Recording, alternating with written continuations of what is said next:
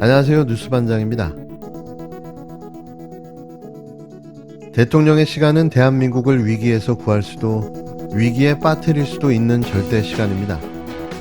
대통령의 매 순간, 매 분초 단위 속에 결정되는 선택이 대한민국 5,200만 명의 생명과 안전을 좌지우지하기 때문인데요. 그래서 대통령은 24시간 불철주야 국가의 안위를 위한 대비를 위해 철저하게 보고받고 대응해 왔습니다.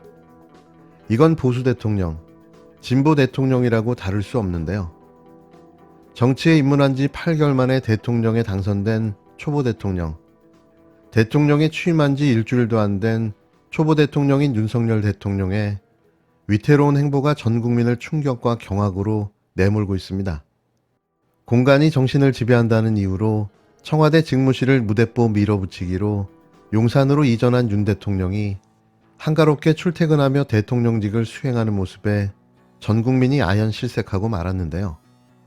그 자리가 어떤 자리인가요? 대통령이 한가롭게 출근하고 싶을 때 출근하고 또 퇴근하고 싶을 때 퇴근하는 그런 자리인가요? 우리의 안보를 지키기 위해서 윤석열 정부의 첫 메시지를 NSC를 통해 가지고 발표하는 것은 당연한 것이죠. 근데 이 지금 NSC 회의는 없고 국가안보실 점검회의 정도, 아니 이것이 점검하고 넘어갈 사안은 아니지 않습니까? 중대 도발이라고 대한민국 정부가 공식적으로 규정을 하면서 안보실장급에서 점검회의나 하고 앉아 있으면서 중대 도발이라고 규정을 하는 겁니까? 안보실장급이라니요. 맞지가 않아요. 또 예. 중대 도발로 규정을 아니 대통령은 하면 이미 대통령이 안보실장하고 다 NSC를 보고를 받았다니까요. 소집을 해서 예? 국민들의 불안을 잠재우는 것이 무슨 맞죠. NSC 조기 선제 퇴근을 한 지난 12일, 북한은 기다렸다는 듯 미사일을 발사했는데요. 이 국가 안보 위기 상황에서 그가 보인 모습은 할 말을 잃게 합니다. 서둘러 직무실로 복귀해 NSC 국가안전보장회의를 열어 대응을 논의했어야 할 상황에 아무런 대응도 하지 않았는데요.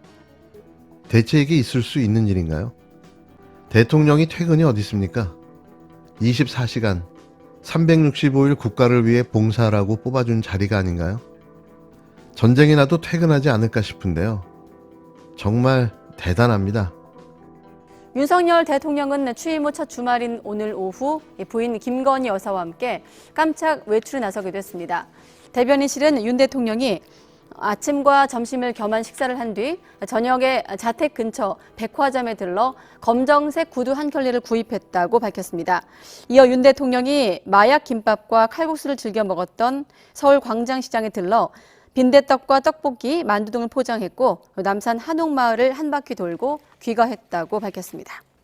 이런 그가 주말인 14일 토요일 김건희 씨와 함께 강남 소재 백화점에서 쇼핑을 한 사실이 알려졌는데요. 지지율 낮은 대통령의 자신의 존재감 알리려는 행보가 눈물겹습니다. 윤 대통령은 이날 일정은 사전 예고된 공식 행사가 아닌 개인 일정으로 알려졌는데요. 대통령 방문 역시 시민들이 대통령 내외를 알아보고서 알려졌다는 겁니다. 물론 외람이들이 전한 기사를 보면 그렇다는 거죠. 하지만 대통령의 동선은 사전에 미리 다 체크가 되어야 하는 게 일반적인데요.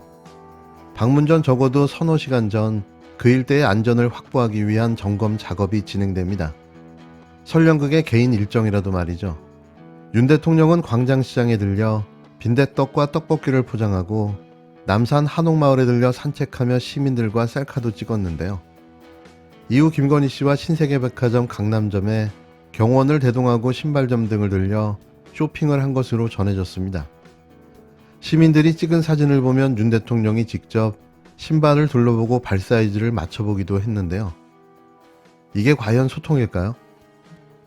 대통령실 관계자는 대통령의 주말이 과거처럼 국민과 떨어져 있거나 특별한 것이 아니라 일반 시민들과 다름없는 일상을 살고 있다는 점을 보여주고 싶어 하신 것 같다고 밝혔는데요. 그런 이야기는 일이나 좀 제대로 하고 해야 하는 거 아닐까요? 대통령이 재래시장이나 마트 등을 찾는 일은 이전에도 종종 있었지만 그러나 지역경제를 시찰하거나 대외 행사를 하는 차원의 공식 행사인 경우가 대부분이었습니다. 이날처럼 비공식적으로 백화점을 찾아 시민들이 대통령을 알아보는 일은 극히 이례적인데요. 전임인 문재인 대통령의 경우 2020년 1월 설을 앞두고 서초구 양재동에 있는 하나로 마트를 찾아 장을 본 일이 있습니다. 당시 방문 역시 농산물 거래와 관련한 대통령 메시지가 나오는 등 국정 홍보 차원에서 마련된 공식 행사였는데요. 하지만 이처럼 윤 대통령 임기 첫 주, 이전까지 없었던 대통령의 첫 출근부터 시작해 주말 쇼핑까지 눈에 띄는 일정들이 이어지고 있습니다. 특히 대통령 출퇴근을 위한 아침 저녁 시간, 서울 시내 교통 통제 때문에 뒷말이 많이 나오고 있고 출근 시간이 일정치 않은 것을 두고 무리한 출근으로 대통령이 지각을 하는 것이 아니냐는 의심까지 나오기도 했는데요.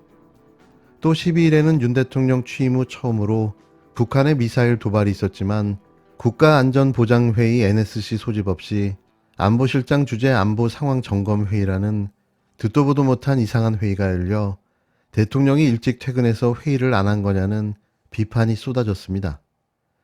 대통령실은 이날 윤 대통령이 직무실에 밤늦게까지 있었고 사안의 경중을 고려해 NSC를 생략했다고 해명했는데요. 앞뒤가 맞지 않는 해명에 모든 국민들은 어이없어 하고 있습니다. 나라꼴이 엉망진창이 되어가고 있습니다.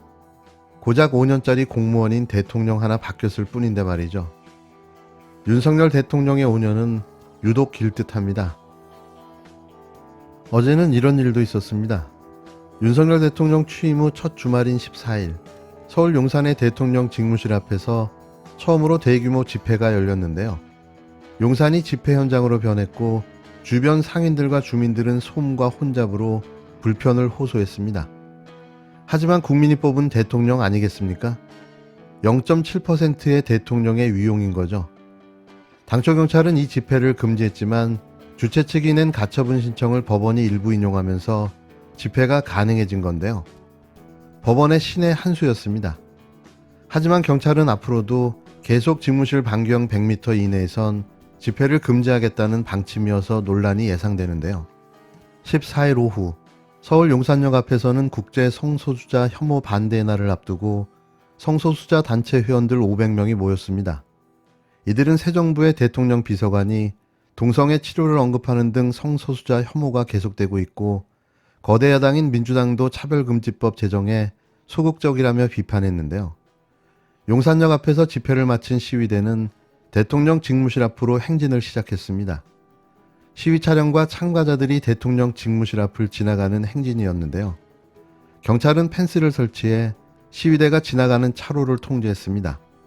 하지만 이들은 대통령 직무실 정문 앞에서 행진을 멈추고 15분 정도 집회를 갖기도 했는데요. 물론 그 시간 윤석열 대통령은 백화점 쇼핑과 남산 한옥마을을 찾아 망중한을 즐겼습니다. 절묘한 타이밍이었죠. 앞서 경찰은 대통령 관저 100m 이내 집회를 금지하는 집회 시위법에 따라 이번 집회에 대해 금지 통고를 했는데요. 그러자 주최 측은 서울행정법원에 집행정지 가처분을 신청했고 법원도 직무실은 관저와 다르다며 일부 인용해 이번 행진이 가능해졌습니다. 하지만 경찰은 본안 소송에서 따져보겠다며 즉시 항고하는 한편 결론이 날 때까지 직무실 100m 이내 집회 금지를 유지하겠다는 방침인데요. 참여연대가 한미정상회담을 앞둔 21일 국방부와 전쟁기념관 앞에서 열겠다고 신고한 집회도 금지됐습니다. 참여연대는 경찰이 자의적인 법 해석으로 불필요한 사회적 비용을 발생시키고 있다며 다시 한번 가처분 신청과 소송을 냈는데요. 이 역시도 직무실과 관저가 다르기 때문에 집회는 허용될 듯 보입니다. 대통령 직무실 용산 이전이 집회 자유의 길을 열어준 셈이 됐는데요. 앞으로도 계속해 5년 내내 직무실 코앞에서 집회가 열렸으면 좋겠습니다. 그래야 정신을 바짝 차리고 일을 열심히 할 테니 말이죠.